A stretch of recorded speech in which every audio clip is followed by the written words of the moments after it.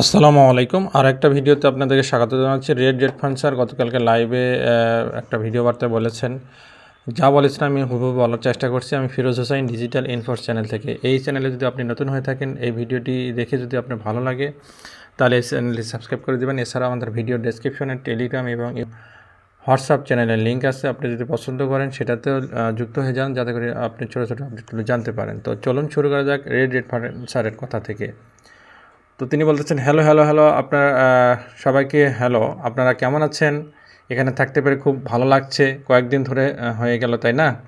সপ্তাহান্ত জুড়ে কাজ করেছেন, এনারা অনেক কাজ করেছেন সপ্তাহ জুড়ে, তাই তিনি এখানে একটু বলে নিলেন। আসলে টি রুম গুলোতে খুব ব্যস্ত সময় কাটছে। আজ মঙ্গলবার, তিনি কালকে বলতেছিলেন, যে গতকালকের কথা বলতেছিলেন 12 মে। আপনি পৃথিবীর যেখানে থাকুন না কেন, আশা করি আপনার দিনটা ভালো কেটেছে অলরেডি গতকালকে আমাদের। এছাড়াও আমরা আমাদের নিজেদের মাইকেল স্যার, অলরেডি আমি মাইকেল স্যারের একটা ভিডিও মেনশন করে ভিডিও দিয়েছি, আর একটা ভিডিও দেখেছেন সম্প্রতি 2-1 দিনের মধ্যে। তো যারা ওই ভিডিওগুলো দেখেন নাই, ভিডিওগুলো দেখে নিতে পারেন। তো পরে আমি যাচ্ছি রেড রেফারেন্সারের কথায়। গতকাল তারা কয়েকটা ভিডিও দিয়েছেন, এছাড়া ভিডিও দিয়েছিলেন জিম হকিংস। জিম হকিংস স্যারের ভিডিও আমি গুরুত্বপূর্ণ মনে করি, আমি বাংলায় আপনাদেরকে শুনিয়েছি। এই কথাগুলো রেড রেফারেন্স স্যার কিন্তু স্মরণ করতেছেন তাদের ভিডিওর কথাগুলো। যারা ভিডিও তৈরি করছেন, আপনাদের সবাইকে অভিনন্দন।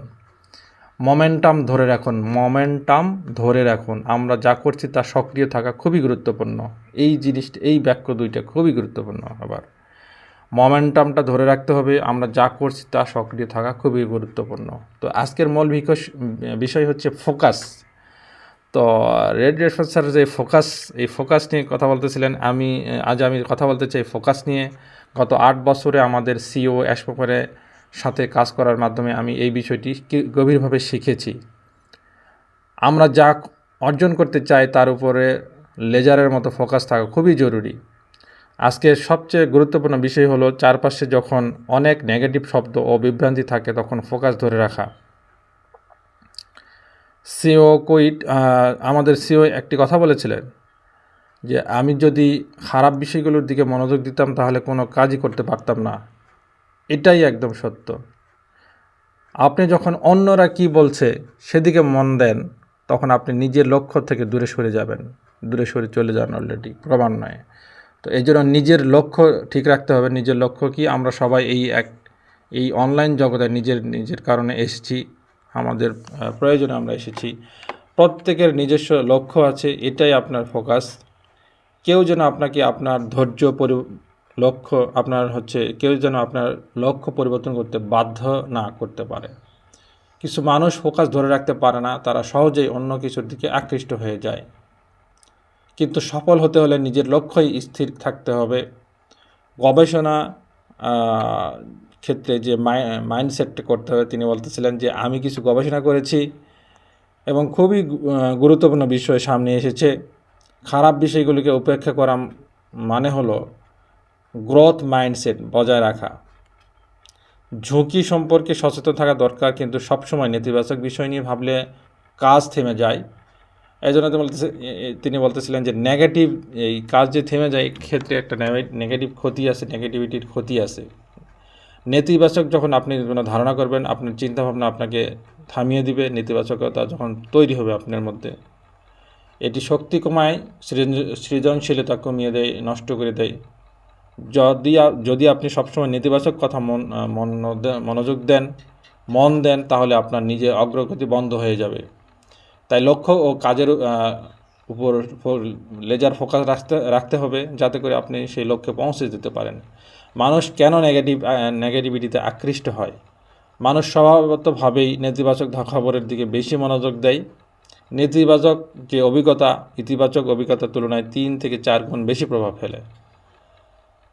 কোনো একটা পজিটিভ কিছু ঘটনা ঘটতেছে বা পজিটিভ কিছু থাকলে, সেখানে যদি একটা নেগেটিভিটি তৈরি হয়, কোনোভাবে ছড়িয়ে যায়, তাহলে যে পজিটিভ ধারণাটুকু এসেছিল তার চেয়ে নেগেটিভ ধারণাটা 3 থেকে 4 গুণ বেশি প্রভাব ফেলবে। এই কারণে মিডিয়া সবসময় খারাপ খবর বেশি প্রচার করে, তিনি এটা বলছেন। তো কারণ তা মানুষের দৃষ্টি আকর্ষণ করে।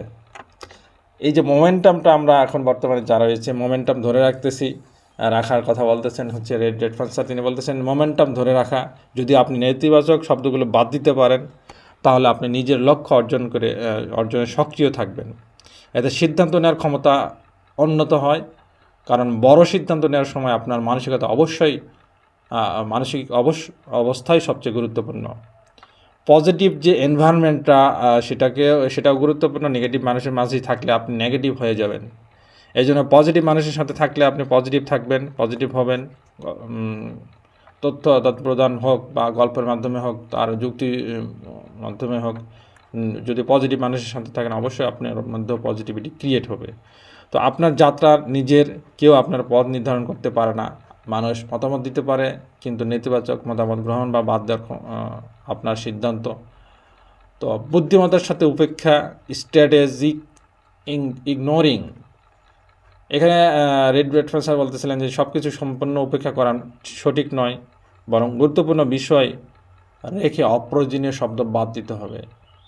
নিয়ন্ত্রণযোগ্য সমস্যা থাকতে পারে, নিয়ন্ত্রণের বাইরে সমস্যা। এই দুটাকে, এই যে সবসময় সব কিছু উপেক্ষা করা ঠিক নয়, তার হিসেবে দুটা তিনি ফোকাস করেছেন। যেটা হচ্ছে নিয়ন্ত্রণের যোগ্য সমস্যা, যা আপনার হচ্ছে অপ্রয়োজনীয় জিনিস যেহেতু বাদ দিতে বলতেছেন, সেক্ষেত্রে সেখানে অনেক কথার মধ্যেও নিজেকে নিয়ন্ত্রণ রাখতে হবে। নিয়ন্ত্রণে যদি আপনি নিয়ন্ত্রণ না করতে পারেন তাহলে সমস্যায় পড়ে যেতে পারেন। এই দুইয়ের মধ্যে পার্থক্য বুঝতে হবে আপনাকে। সমস্যা হলে সময় দিন, বিশ্লেষণ করুন, তারপর আপনার কাজে ফিরে যান। শেখা দোষারোপ নয়, যদি কোনো কিছু শেখেন সেটা দোষের কিছু নয়। আমাদের সিও সবসময় বলেন যে ভুল থেকে শিখুন, কাউকে দোষ দিবেন না। সমস্যাকে ব্যর্থতা না ভেবে ভবিষ্যতে শিক্ষা হিসেবে নিন। আমি বিশ্বাস করি ভিক্টোরি উইথ অ্যাশ পরবর্তী ব্যবসা আমাদের সবাইকে বিস্মিত করবে, কারণ পূর্বের ভুল থেকে শিক্ষা নেওয়া হয়েছে। কখন মনোযোগ দেবেন? যদি কোনো সমস্যা সরাসরি আপনার ব্যবসা, চাকরি, নিরাপত্তা বা আইনি বিষয়কে প্রভাবিত করে তাহলে সঙ্গে সঙ্গে পদক্ষেপ নিতে হবে।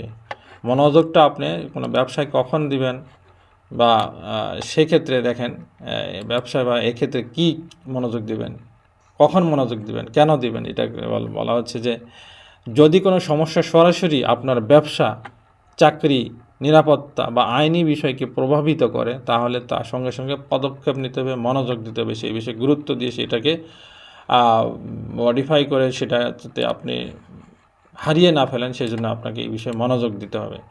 শেষের দিকে তিনি বলতেছিলেন যে সমস্যা থাকবে, কিন্তু সমাধানে ফোকাস করাই সফলতার চাবিকাঠি। চলুন আমরা সেই নেতিবাচক শব্দ ব্যবহার বন্ধ করি, নিজের লক্ষ্য মনোযোগ দেই। আমাদের সিও অ্যাশ মোফারে স্যার ভিক্টোরি উইথ অ্যাশের সাথে আমরা আমাদের সফলতার পথে এগিয়ে যাব। আজকের জন্য এইটুকুই বলছি।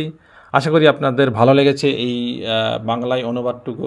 নতুন আপডেটের জন্য অবশ্যই চোখ রাখতে হবে ডিজিটাল ইনফোর্স চ্যানেলের পাশাপাশি গ্লোবাল লিডারদের যে ইউটিউব চ্যানেলও, যদি আপনি সেখানে ইংলিশ না বুঝে থাকেন এই চ্যানেলে চলে আসবেন। আশা করি আপনাদেরকে এই বিষয়ে আরও আপডেট দিতে পারবো।